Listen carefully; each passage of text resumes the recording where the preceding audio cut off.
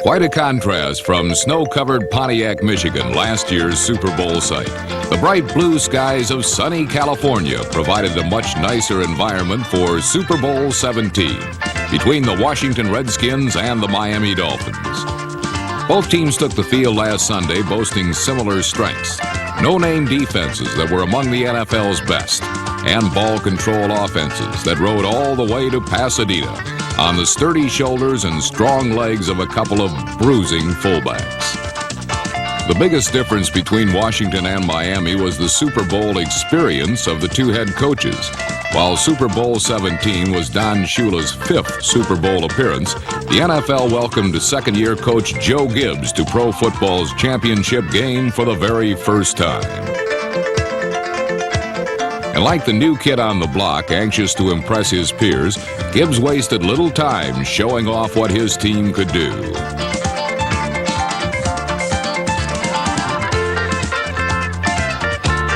Fullback John Riggins pounded the middle of the Dolphin defense, while the Redskins' speedy receivers skillfully avoided the painful stingers of the killer bees.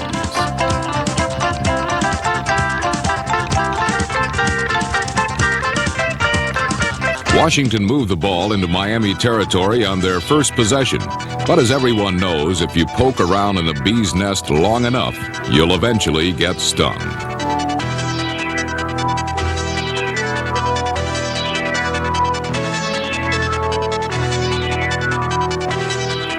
The Redskins turned the ball over to the Miami offense and quarterback David Woodley, who promptly completed his first Super Bowl pass in spectacular fashion.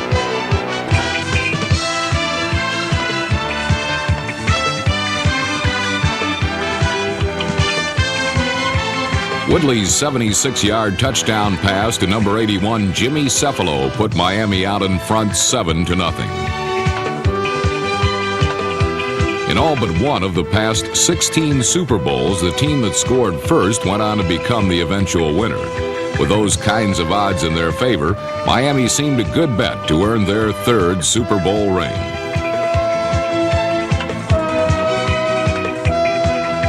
A single wave of Woodley's magic arm had significantly brightened the Dolphins' chances, and at the same time cast a threatening darkness over Joe Theismann and the Redskins.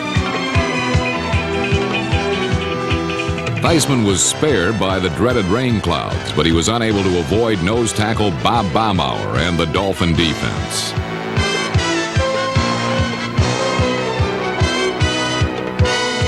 When Washington's offense stalled in the NFC title game against Dallas, the defense came to their rescue. Sensing disaster last Sunday, the Redskin defense once again set out to claim another quarterback's scalp.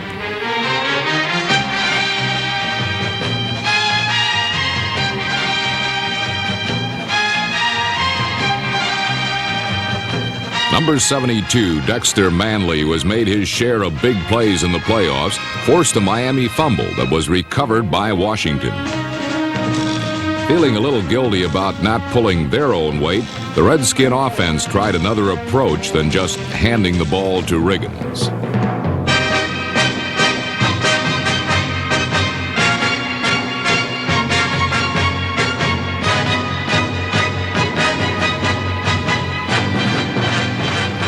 Although receiver Charlie Brown's brilliant catch was ruled out of bounds, the trick play spread out the Miami defense, opening things up for Washington's running game.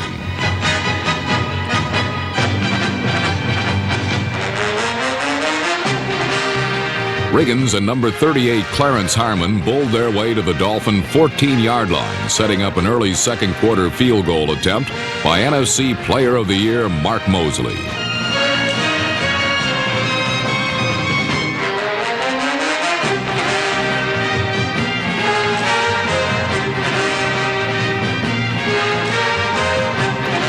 Mosley's kick made the score 7-3, forcing those fans who came to Pasadena to see a touchdown free-for-all to settle for simply enjoying the lovely Southern California weather. At the start of the second quarter, it became apparent that this Super Bowl was not to be the dull affair that many had predicted.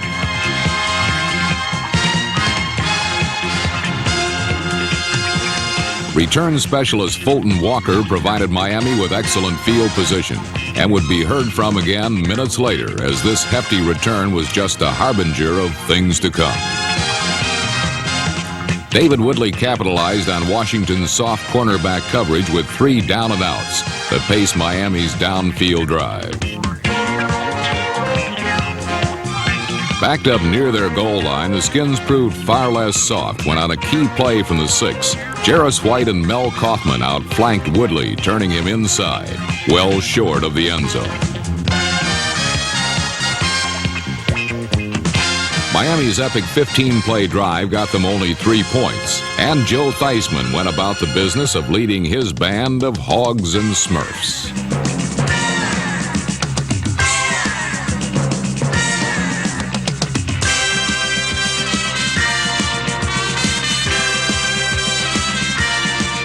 Number 88, Rick Walker, rambled 27 yards, and Theismann then called on the man who was perhaps the most responsible for Washington being in their first Super Bowl in a decade. The mightiest hog of them all, John Riggins.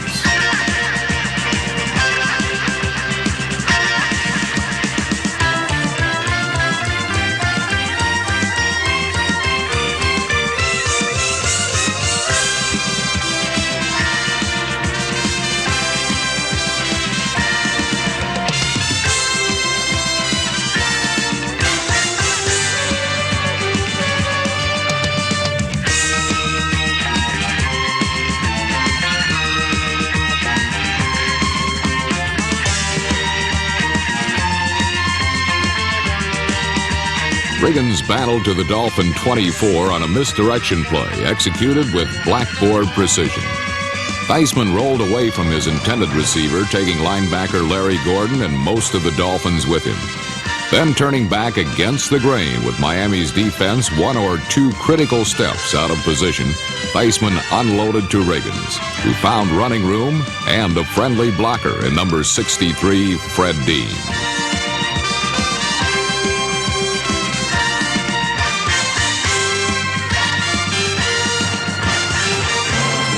Misdirection had gotten them close, and 5 plays later, perfect timing got them in.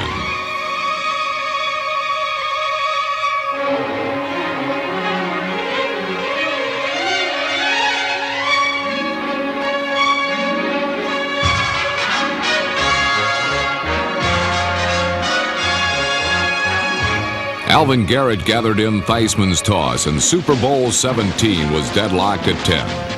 Indeed, timing was the key, as Theismann's precise 4-step drop and alley-oop delivery coincided to the letter with Garrett's corner route. Passer and receiver working as one.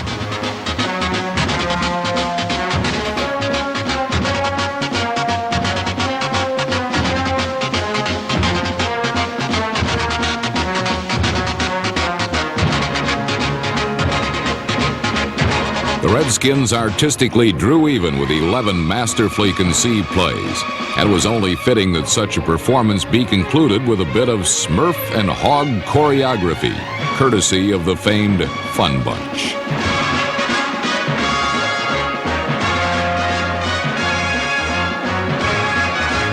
The Skins and their fans celebrated a bit too soon, for in 11 electrifying seconds, Fulton Walker immediately untied the game with 1 record-setting burst.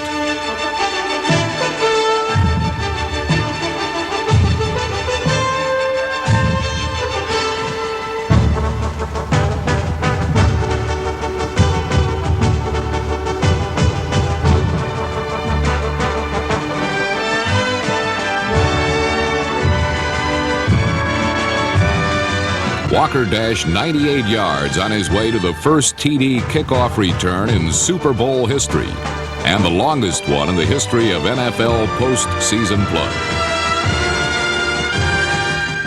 When the following kickoff pinned the Redskins deep in their own territory, everyone thought that Theismann would be content to go in at halftime 7 points down.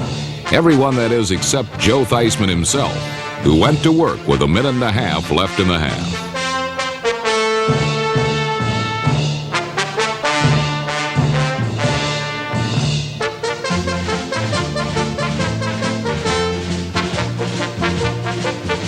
Number 42, Lyle Blackwood, blasted ex-Dolphin Nick Giacchino seemingly years before the ball arrived.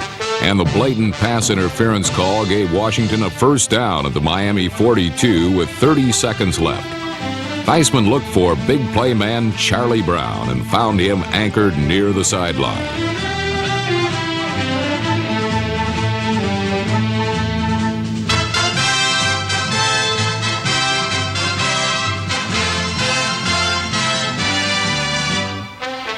Brown picked up some crucial yards but failed to get out of bounds. The clock rolled, Theismann rolled, and the Redskins rolled the dice and lost.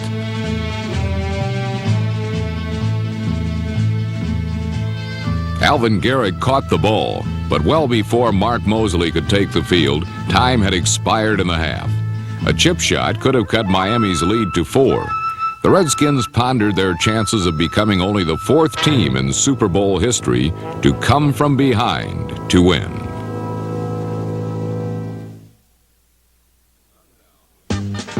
Sundown was fast approaching as the second half got underway, and the Rose Bowl recalled those Western movies they used to make in nearby Hollywood. Miami's defense formed a necktie party to remind Joe Theismann that in those old horse operas, sundown meant that it was time to get out of town. Theismann naturally figured he'd stick around for a spell, but his initial attempts to outgun his foes proved futile.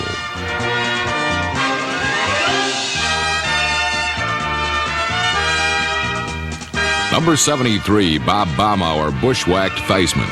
But the feisty signal caller didn't lose his itch for a showdown. And on the Redskins' second possession of the third period, they unveiled a reverse that yielded a 44-yard gain when number 89, Alvin Garrett, galloped into the wide-open spaces.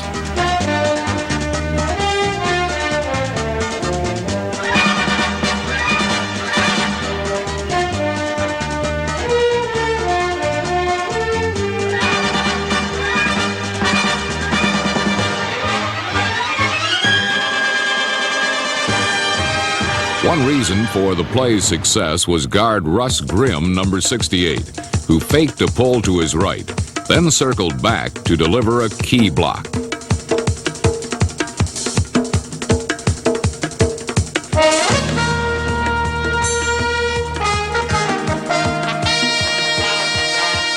Garrett's run put the Redskins at the Dolphins' door, but when Theismann called on number 85, Don Warren, to barge right in, the big tight end was turned away.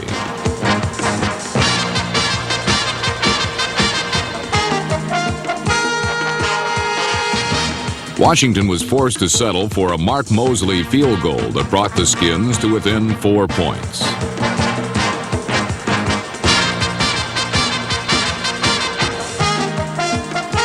After Moseley's kick, the contest turned into the kind of tight defensive battle that everyone had expected all along.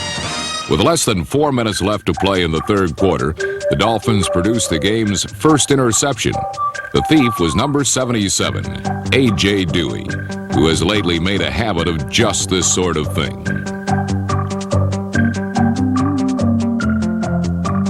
In the AFC's championship game, 2 of Dewey's 3 interceptions resulted in Miami's scores. This theft enabled David Woodley to complete his only pass of the period. Unfortunately for Woodley, the receiver was Washington safety Mark Murphy, number 29. After Murphy's steal, Washington twice sent John Riggins up the middle. With Miami king on the big fella, Theismann elected to pass from the Washington 18-yard line. It was a bold move that almost cost him dearly.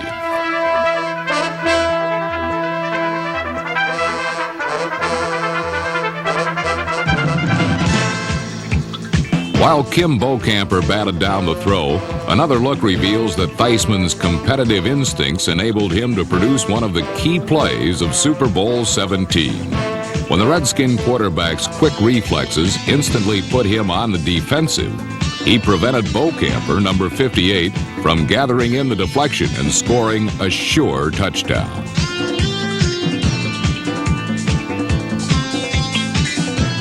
After the Redskins dodged the proverbial bullet, They fired their way into Miami territory, but 4 plays into the final period, the drive ended, and Washington was forced to run for cover when a flea flicker failed to foul up the Dolphins.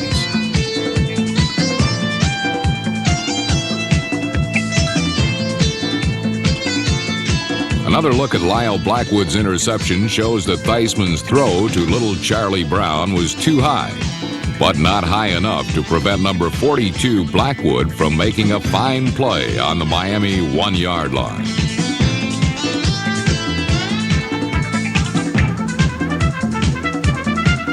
With the Dolphins demonstrating the kind of opportunistic defense on which they had carved their fearsome reputation, the Redskins probably felt that sundown may have been a good time to leave town after all.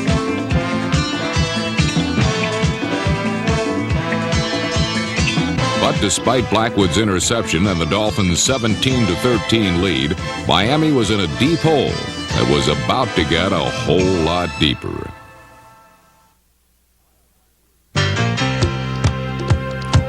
Lyle Blackwood's fourth-quarter interception did indeed prevent a Redskins scoring pass, but it left the Dolphins with terrible field position at their own 1-yard line, and 2 straight Andre Franklin runs still left Miami with their backs against the wall. While the Dolphin offensive line could not open holes for Franklin, they gave quarterback David Woodley all the time in the world to throw. Even then, Woodley failed to complete a single pass in the entire second half of play. While there was talk of hogs and killer bees, the single force that made the difference throughout the contest was Washington's own force of 1, John Riggins. Number 44 ran for over 100 yards in his 4th straight playoff game. When the Redskins found themselves with a 4th and 1 situation at the Dolphin 43-yard line, they had 3 options. A field goal attempt from 60 yards was too much to ask for, and a punt would give Miami the ball. There was but one solution, and even though the Miami Dolphins knew precisely who was going to tote the ball for the Redskins, it made little difference.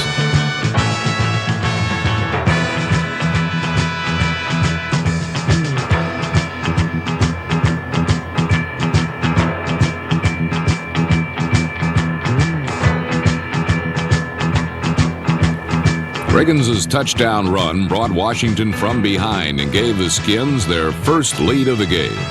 And although it was clear that Riggins would carry the ball, the Dolphins were crossed up by the Redskins' variety of motion formations by the tight ends and were unable to bring the big man down one-on-one.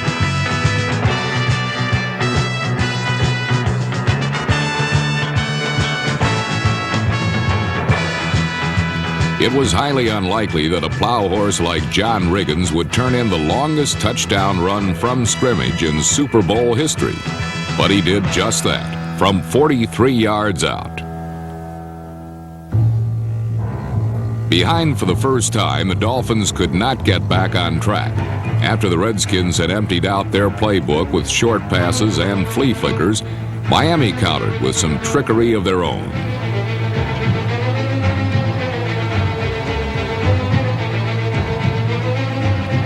But a reverse to Duriel Harris backfired when he found himself surrounded by Redskins.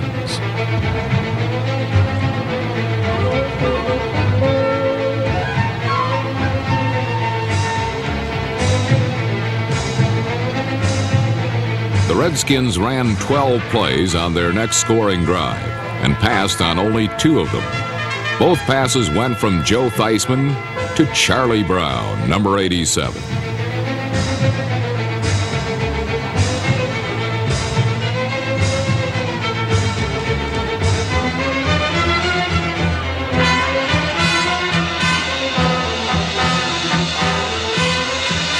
From the Miami's 6-yard line, Theismann rolled out again, then snooped around for Charlie Brown.